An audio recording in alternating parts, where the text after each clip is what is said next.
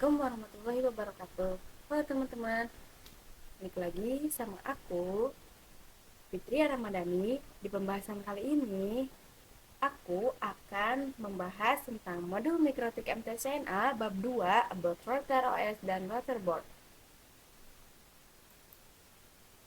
Saya memiliki 5 pembahasan untuk saya jelaskan.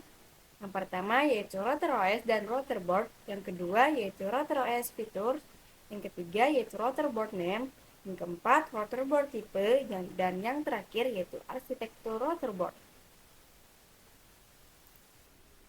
Langsung saja ke poin pertama yaitu mikrotik router OS. Sebelumnya pernah saya jelaskan bahwa mikrotik terbagi dua, yaitu software dan juga hardware. Software biasa disebut dengan istilah router OS dan hardware biasa disebut dengan istilah router board. Router OS adalah vendor yang bernama router OS atau based on OS, yaitu sistem operasi yang digunakan oleh perangkat mikrotik router board. Mikrotik router OS ini dapat diinstal di PC atau sebagai VM. Kalau teman-teman ada yang nanya kenapa bisa diinstal di PC, karena kita itu bisa custom ya teman-teman, mulai dari prosesornya apa, harddisknya apa, dan juga RAM-nya berapa. Kalau kita terkena musibah seperti petir juga, teman-teman cuma ganti part card-nya saja, tidak semuanya. Kalau teman-teman pakai hardware, teman-teman harus diganti semuanya. Mikrotik router OS ini juga standalone operating system berbasis Linux versi 3.3.5 kernel, dan ini di sini ada contoh mikrotik router OS-nya ya, teman-teman. Banyak contohnya ya guys. Mikrotik router OS ini seperti X86-bit, Aneto, Binara, dan OTNA. Teman-teman bisa cari sendiri ya. Yang kedua ada mikrotik router board. Mikrotik router board ini itu lebih ke perangkat fisik ya teman-teman, perangkat keras gitu. Yaitu built-in hardware, dibuat untuk menjalankan operasi router OS. Jadi gak usah pusing ya, OS-nya router board yaitu router OS juga teman-teman. Kalau teman-teman nggak mau ribet, teman-teman pakai router board aja yang udah sekali input sama router OS-nya. Kalau teman-teman pengen pakai router OS, teman-teman harus custom, yaitu tadi custom harddisknya, RAM-nya, dan juga prosesornya dan lain-lainnya. Terus segala fitur bisa terdapat pada satu perangkat ataupun dapat diperuntukkan sesuai kategorinya. Yaitu fiturnya banyak sekali ya teman-teman di router board ini, di dalamnya itu banyak banget. Dan juga bisa dipecahin kayak misalnya wireless gitu ya. Tersedia dari model mulai low end sampai high end router. Lanjut ke materi yang ketiga yaitu features di Mikrotik OS. Di Mikrotik OS ini memiliki 7 fitur ya teman-teman. Yang pertama yaitu support 802.1.1 NIC wireless network. Wireless ini diperuntukkan untuk indoor dan outdoor. Contoh indoor yaitu cup wireless, untuk outdoor yaitu dibagi lagi menjadi dua yaitu point to point. Contohnya XTSQ Mikrotik, LHG IC, dan Dynadis. Untuk point to multipoint yaitu contohnya Manbooks dan Omnitic.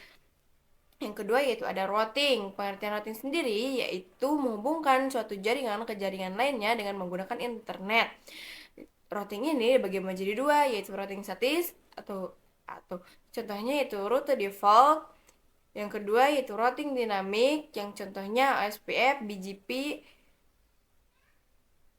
dan RIP ING. Yang ketiga yaitu ada QoS atau singkatan dari Quality of Service Bandwidth Management, yaitu yang sering dipakai bandwidth management. Bagaimana mikrotik kita diatur bandwidth management seperti di PC bandwidthnya berapa. Terus yang keempat yaitu firewall. Nah, itu firewall sebagai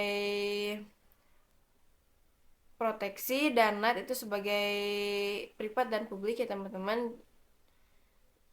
Contohnya, kita bisa mengatasi serangan ngeblok web, mengatasi serangan internal, bisa juga buat ngeblok sosmed, dan juga bisa tanam proteksi.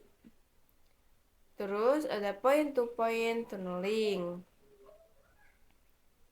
Point to point tunneling yaitu untuk menghubungkan pengguna ke jaringan kantor yang cukup jauh. Contohnya yaitu PPTP, PPPoE, SSTP, dan OpenVPN. Yang keenam yaitu ada tools, contohnya bandwidth test, torch, mapping, MRTG, dan lain-lain. Yang ketujuh yaitu ada user management, contohnya ada CP atau proxy, hotspot atau radius, dan lain-lain. Masih banyak lagi ya, teman-teman bisa cari sendiri.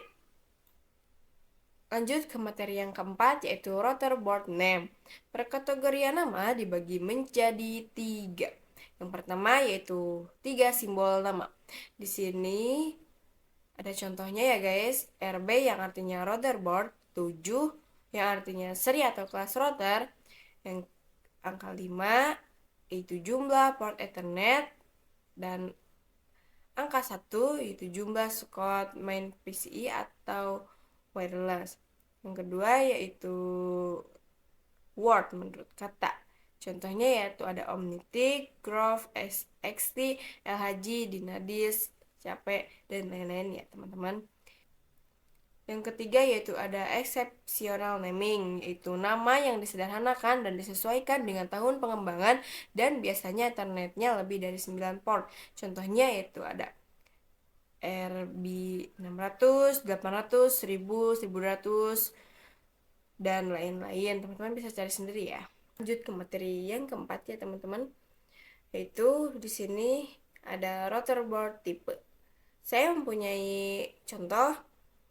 Di sini RB menunjukkan router board, 9 menunjukkan 900 series, 5 menunjukkan Ethernet, 2 menunjukkan wireless, UI menunjukkan fitur board, dan 5 IC 2 ND yaitu fitur wirelessnya ya. Yang terakhir yaitu TC yaitu jenis casingnya. Adapun kode lain yang ada pada router board yaitu U support port USB, A memori lebih tinggi dan level lisensi lebih tinggi, H menunjukkan more powerful CPU, G yaitu support port gigabit, S yaitu support port FP, 5 yaitu support frekuensi 5 GHz, 2 support frekuensi 2,4 GHz, 5 2 yaitu dual band 5 GHz dan 2,4 GHz. Dan yang terakhir yaitu TC, Tower Vertical Case. Itu ya teman-teman, kode yang di belakang ini. Lanjut ke materi terakhir ya teman-teman, yaitu arsitektur router dibagi atau dibedakan menjadi dua jenis, yaitu menurut jenis dan kinerja prosesor. Software OS untuk setiap arsitektur itu berbeda-beda ya. Untuk melihat lebih detail info tentang arsitektur ini, teman-teman bisa lihat di www.mikrotik.com atau di download. Ini di sini ya jenis-jenisnya. Teman-teman bisa baca sendiri atau bisa cari sendiri. Mungkin sekian presentasi dari saya. Wassalamualaikum warahmatullahi wabarakatuh.